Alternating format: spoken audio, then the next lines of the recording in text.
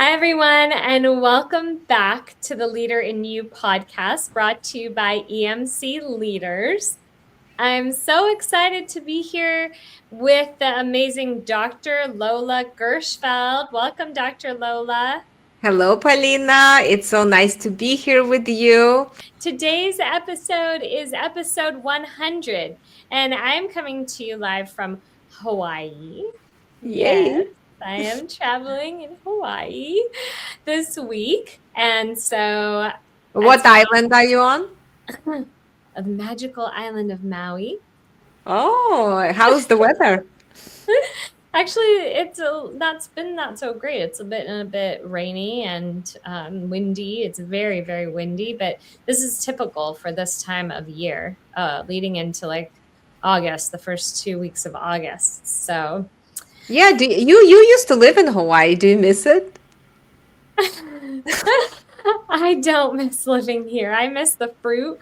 I did a video this morning about the fruit I found at the farmer's market. And so I definitely miss the fruit. And it's so beautiful here. It's so green. And as soon as I step off the plane, I forget all my responsibilities. Is it the Yeah. weather or is it just the environment? What makes that to forget your I think it's responsibilities? definitely the energy here on the islands, not the weather.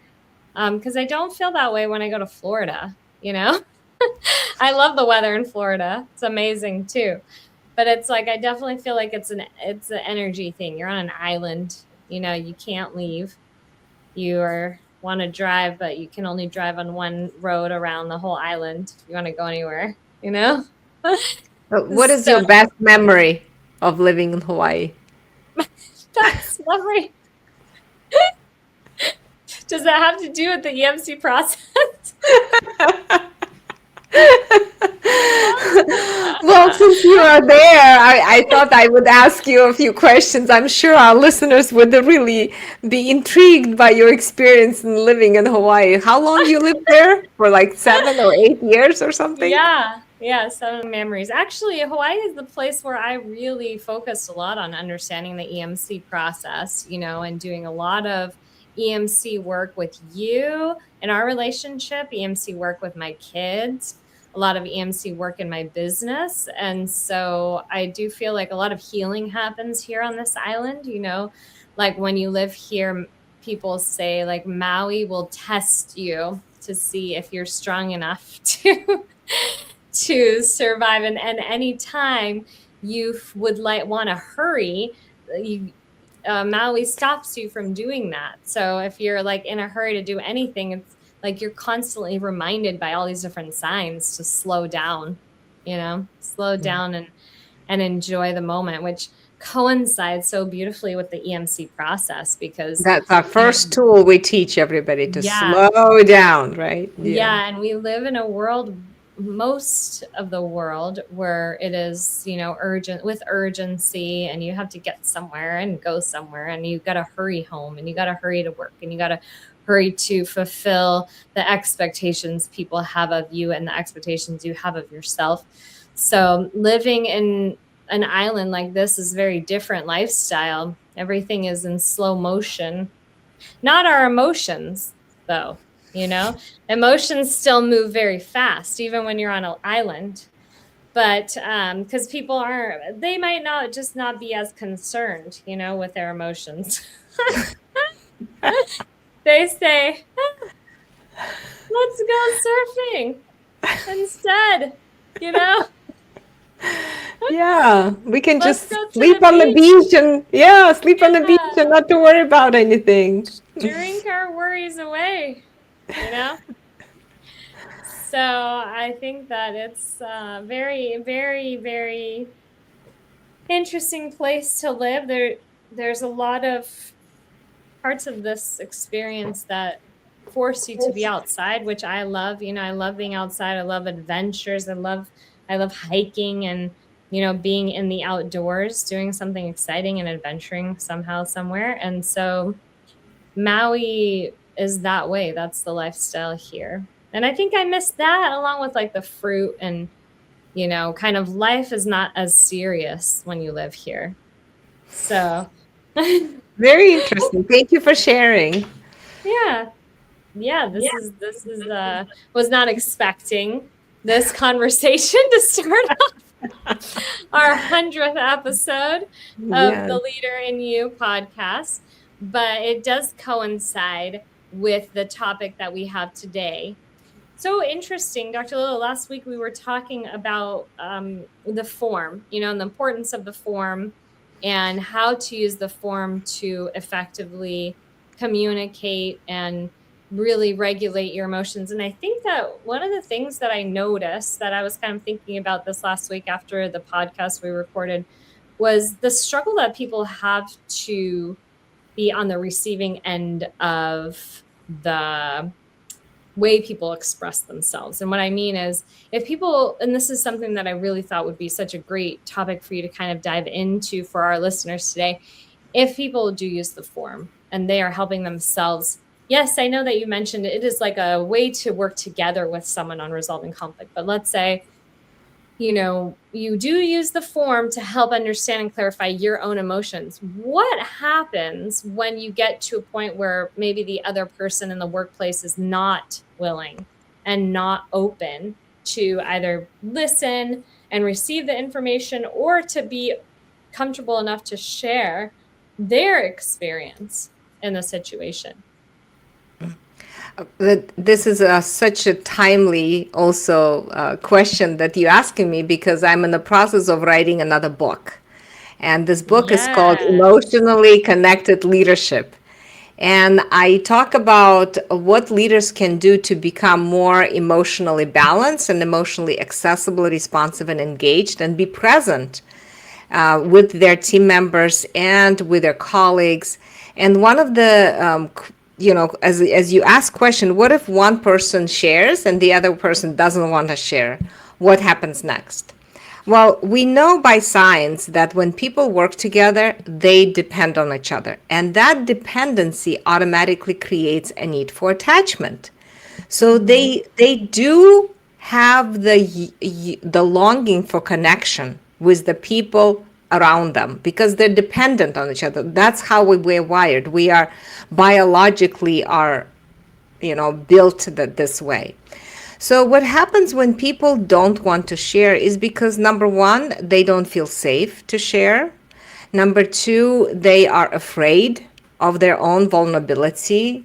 Sometimes people, as John Bowlby puts it so nicely, that underneath every fear is this unacceptable alien emotion that they never experienced, they never maybe felt. And what happens sometimes if you don't have the opportunity to actually experience that emotion and tune and to touch that emotion, so to speak, you get so scared of it as if you're gonna die. It's like so overwhelming for you. It's like if you ever going to touch it, if you're going to share it, if you're going to speak it, you suddenly going to, it overwhelms you. It's like consumes you. So it's very important for the other person is to understand how difficult it can be for the person who doesn't want to share and how scary it can be for them to even experience to share. So we have to find a lot of empathy for that person and to recognize how difficult it is for them. And we have to accept, right? Accept their experience where they are. The most important thing is we have to have another person who we can go to and share our own experience and do the EMC reconnection form so we don't feel alone in our experience or feeling not being able to connect with that person. So, okay, yeah, and that makes sense. And I do think that maybe the struggle I hear sometimes is like communicating in this way is a different language, you know? So if we don't have someone on the receiving end that understands how to respond, that's why I like the form so much, because even in the sections where you do specify like your triggers and your raw spots, underneath those boxes, there's like that little line that gives the person listening, direction on how to respond Yes. to the other person expressing. You have like the one who's speaking and then the one who's responding. Yeah, And then they exactly. have the option to switch turns. So I guess it's like I think that people get stuck in feeling like it's not, they still don't have that availability with the other person that they may be experiencing the conflict with. So I do feel like even if they do share or are even able to like organize their emotions in their own way, they probably have a lot more confidence and clarity to express what's going on with them with the person that they're in conflict with. Right, exactly. Because the whole point, what we are trying to do is we trying to be coherent with our own experience, right? We're trying to make sense internally for us. How do we communicate that without attacking the other person, without judging, without criticizing the other person? And often when when if people don't have the training of how to do that and the skills and the tools like the EMC reconnection form, what happens is when you ask them, what happened? What do? They always describe what the other person has done. They Mm-hmm. speak like this, they don't do this, and this is the person of this problem. So what's going on is that they don't know how to express their own experience, so they are trying to describe the other person's behavior and Mm-hmm. actions, and that comes across as criticizing and judging and blaming, and then they defend themselves or withdraw and shut down. So this is what we're trying to avoid. We are teaching people how to understand their own experience so they can be coherent in sharing that experience. Yeah. So what about a situation where like someone, could have a conflict with someone else in their team and but the pattern, and the trigger that they've had was from a previous relationship from like past job. Let's say they were in a job previously and they felt very conflicted with their boss, for example, or a coworker with kind of the same pattern, right? And now the pattern is showing up again, but they weren't actually able to deal with that pattern with the person they had conflict with in their previous work. So, do you feel like it's like even acceptable for someone to be sharing, and working through a conflict that they had within themselves with someone else completely in a different job, with the person that they're experiencing now at work? Because I feel like that's very common too, right? People bring their past trauma in their workplace and their experiences with their boss. A lot of times they leave a job because they don't want to be in that environment, and then they find themselves in a very similar environment, and those patterns kind of repeat themselves over and over again. And it's almost like unfortunate that the person that they're experiencing that issue with again is having to, I don't know, maybe respond to their cycle and the patterns that they've experienced from the previous trick. What's your take on that? Well, again, I mean, it is absolutely, I think, normal for people to experience the same pattern in different relationships because that's how it is. Like you experience that if you don't change your pattern, the pattern will continue to be with you, no matter Mm, what relationship you have, whether in this job or the other job. It's That's why we always look at the dance, right? The dance is the pattern, and how you experience your emotions really tells you what kind of pattern you're going to be. And everything we're teaching you about emotions and the triggers, raw spots in emotions, is understanding your pattern and the way you respond. So, without that particular realization, self awareness, and work, you will continue to fall into that same pattern. So yeah, yeah. absolutely. Well, is it fair to the new team, for example, if you joining the Mhm. new team, is it fair to them that you're gonna bring the pattern? Well, everybody brings their own pattern. Let's say you have a team that has went through the EMC training and they understand the pattern, they understand the pursue, withdraw behavior, and suddenly new person joins that team and they Mm, are exhibiting withdraw pattern, right? Like they are shutting down, they don't talk. When people have the training, what happens is they can call out the cycle. They can call out the steps. and they can also call out the impact it has on them and the attachment significance, because that is what it's all about. Is when people are responding with their protection, that means in that moment their attachment needs go unmet, right? So they have Mm-hmm. lost the attachment significance in that particular relationship. For example, if the new team member is shutting down, the current team members can call out the cycle right away, early on, and say, look, you are very important to us. You're very important to us. You're important to this relationship. When you shutting down, that means something is happening for you. That is something is going on for you. And we have this process. We have the EMC reconnection form, and that is part of our relationship building process that we use. And we would like to understand what is happening for you, because you are important to us, and we want to make sure that you are not alone in that experience. We care Yeah. about you, you're important to us. So we have to create an alliance and safety for the person to actually even share their experience. And we don't want to be in that cycle, because we see that we're getting into a negative cycle. It's now nobody's a bad guy. You didn't do anything wrong, but it's very important for us that we understand something triggered you, something happening for you, and we want to help you to uncover and restore the connection and safety for you. And for us Yeah. too, right? Because it's impacting everybody on the team. Yeah, and that makes sense. Like, I think that, this is really important to understand when using the reconnection form and this process, because sometimes even you could be dealing with a client, right? Or a customer who isn't understanding and may possibly be triggered by something going on in the company. And, maybe the way that they communicate their fears comes out in a way that could be aggressive or could, cause discomfort for the person on that team or that's working at that job.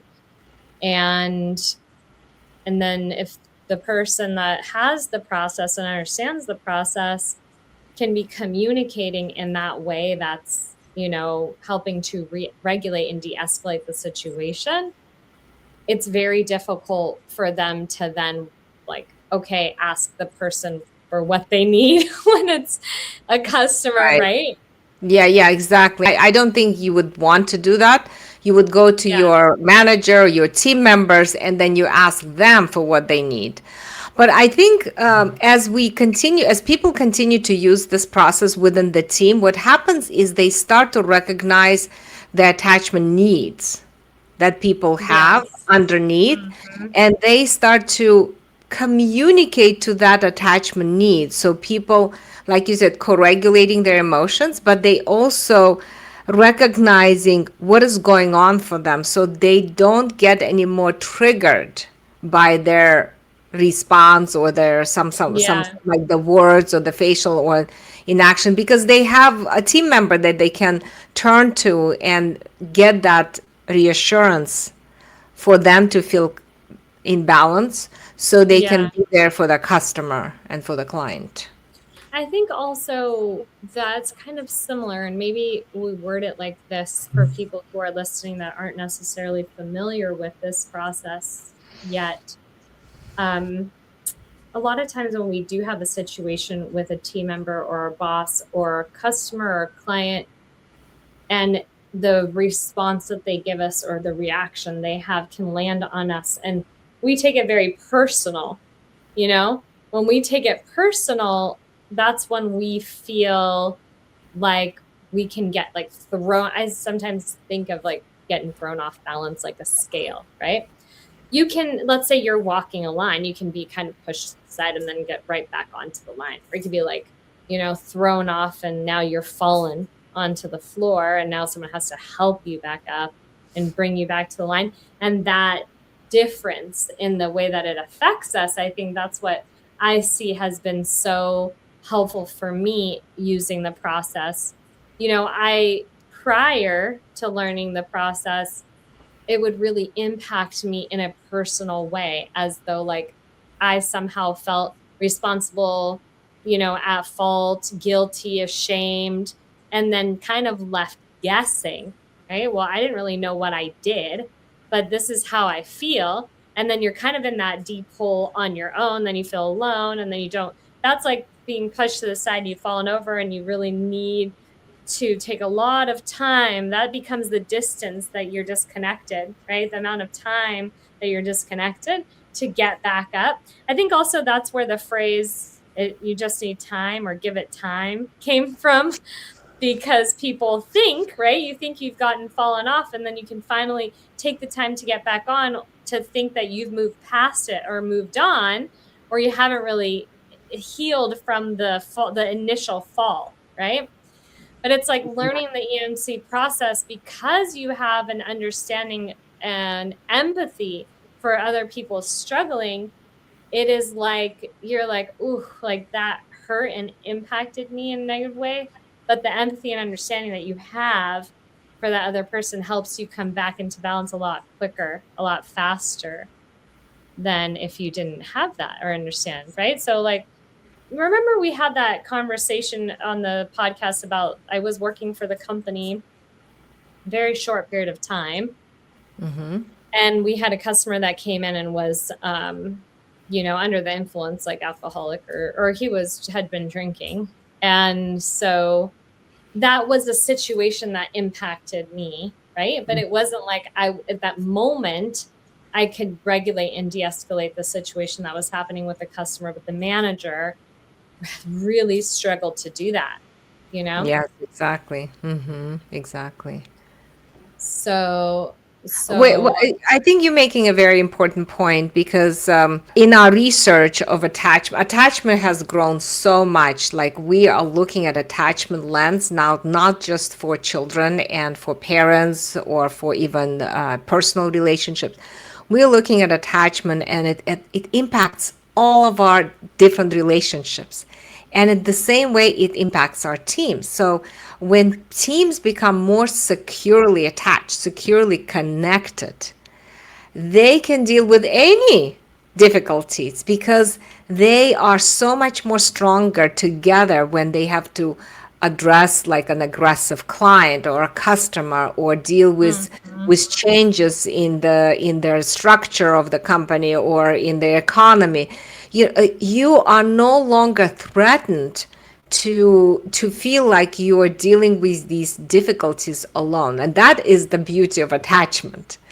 As teams create more and more connection with each other and understanding on that vulnerable level, on a deeper level, on their sensitivity, and allow each other to be there for each other, like sharing your vulnerability in the moment when it's hard, and asking for what you need, the other person responds. That bond gives you the strength to deal with difficult situations. And I think you were not triggered by that customer because you had a much more secure relationship in the beginning with your team, right? The manager struggled because of the fears came up, because that manager did not have a secure attachment with his boss. Yeah. Right. So there were a lot of fears coming up in that moment, what I'm going to do. Oh my gosh. And he did not know how to respond, how to react to the customer, how to attend to the customer.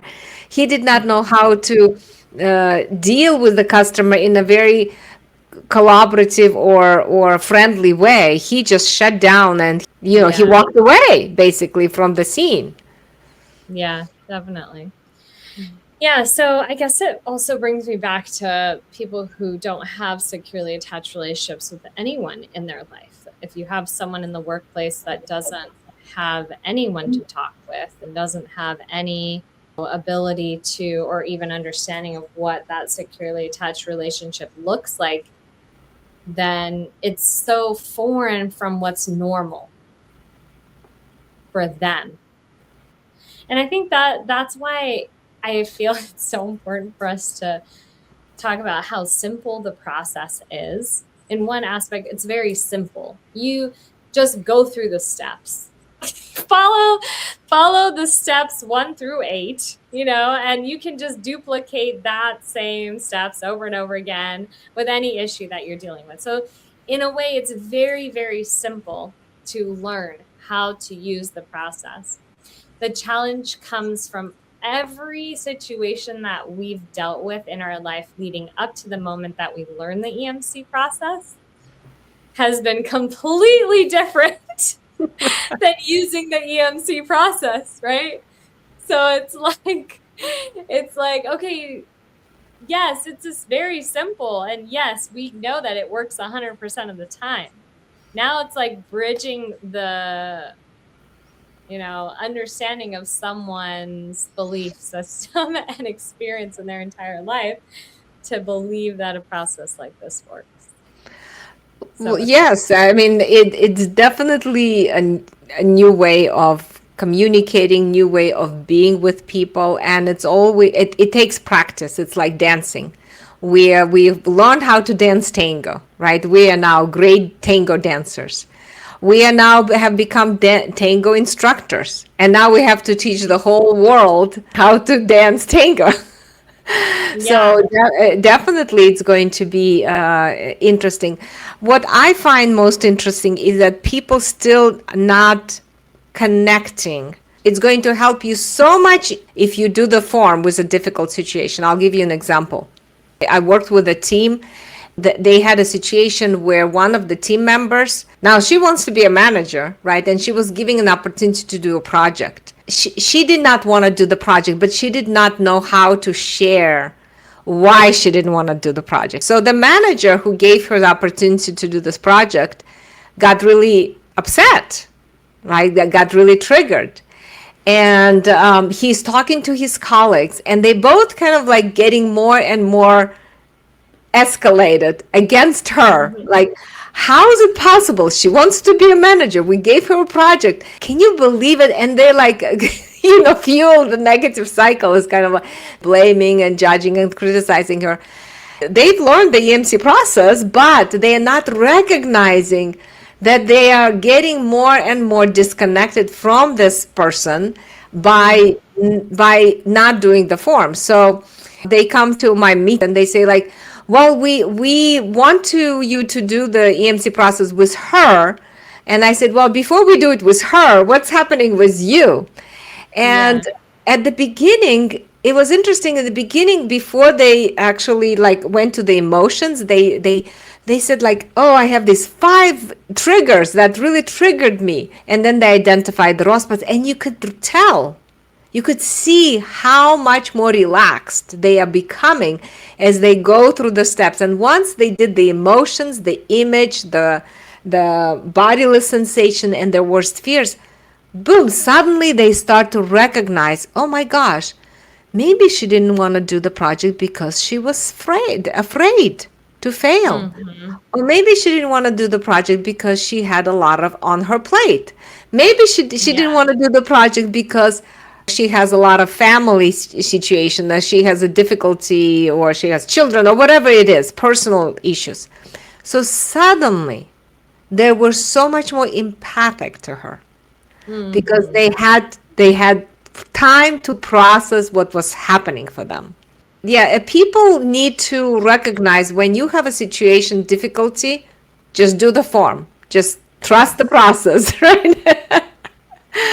And then you can deal with the other situations easily. Yeah, and I think also it becomes easier for the person to express what's happening with them, right?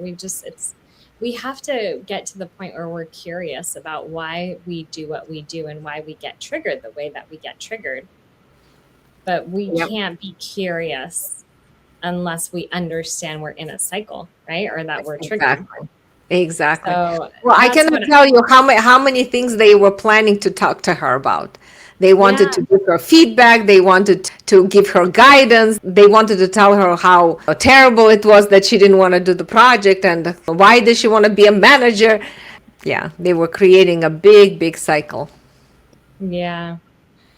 Yeah, it's really, really amazing. It's amazing that, I was just thinking too, like, I can get triggered now and just recognize like, okay, I don't know exactly what's going on with me, but I understand there's something happening and I need to just be curious about really trying to dive into doing my side of the form so I can understand, well, what exactly it is that I'm getting triggered by before I express it. And I had an incident this morning with someone and they asked me like, well, what's going on? And I said, like, I said those exact same thing. I said, I'm not actually sure.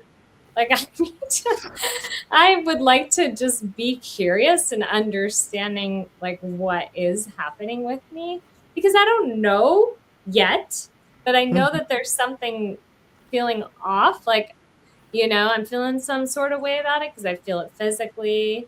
And then I notice all those automatic thoughts and protective behaviors start to come up automatically. Yeah, And exactly. then it's like, well, and then they said, like, well, share with me. And I said, like, actually, don't want to because I don't want it to land in a missed message. But then if I don't share, right? But then they're like, well, I don't want to feel like you can't tell me what's going on with you, right? Right, And right, I exactly. said, I do feel I can tell you. I just want to make sure that I can process how I'm feeling, what my raw spots are, like what my trigger is, so that when it comes out like in a way where the response could be like, oh, just a positive cycle instead of now there's like I'm sharing it from a blaming, shaming, criticizing, judging, whatever perspective, and they're like now responding and getting triggered from that, you know what I mean? Exactly. And I said, like, I don't know what's going on, but I know something is going on. Yeah. No, this is a great, even just to say, I don't know what's going on is so important because Yeah, it gives that person saying, look, I don't know. I want to tell you, but I don't know what's happening with me. It gives you a yeah, lot more clarity than saying nothing, right? Just like yes, yeah, the team that I was working, when they finished the form, they said the biggest issue for us is that that manager didn't tell us what was happening for her. Why didn't yeah, she want to take the project? That it creates a lot of ambiguity for us, and that creates a lot of hmm, stress. yeah, So I'm glad you yeah, just said, I exactly, don't know what's happening. I'm going to tell you. I'm going to figure it yeah, out. I'm going to tell you. I'm going to come back and tell you, which yeah. is fantastic, which is great. Yeah, I agree. And they said, well, I really want you to know and feel reassured that I'm here when you're ready to share what's going on with you, that I'm here and I want to be there to help support, whatever it is that you need emotionally. And I think, ideally we want to get to that point where we can be triggered and still stay accessible, responsive, and engaged, and be able to stay curious about what's happening with us. Exactly. Yes, so important. I love this. Well, what a great episode for episode 100. This is such a huge accomplishment, Dr. Lola. Congratulations on Thank you. sticking to 100 episodes. That's what, nearly 2.5 years, right? No, 4 years actually took Oh, us. 4 years. Yes. We started our first podcast talking about the book, Emotional Connection. That was with Wow. Ramin Sarihi, Wow. my co-author. And I think we should invite him back because we just finished our second edition of Emotional Connection, and it's going to come out on August 18th. It's a new published copy, and I'm very excited about it. That is amazing. I'm so excited. And thank you to all of our listeners for being so determined to learn how to work in a thriving environment and learn how to create connected relationships in the workplace with your coworkers, with your team, with your boss, and even at home. My name is Polina, and I co host this podcast with amazing Dr. Lola. This is The Leader in You, brought to you by EMC Leaders. A reminder that you can go to our website, emcleaders.com, for more information on our training program that will change your life. And if you are an L&D trainer, if you're an HR, you're listening from a company and you need our support, you can find us Lola at emcleaders.com or Polina at emcleaders.com. Yes, thank you so much. We love you and thank you. We hope to see you soon. Yes, and we will Yeah. see you guys next week. And thanks for watching. Bye. Bye.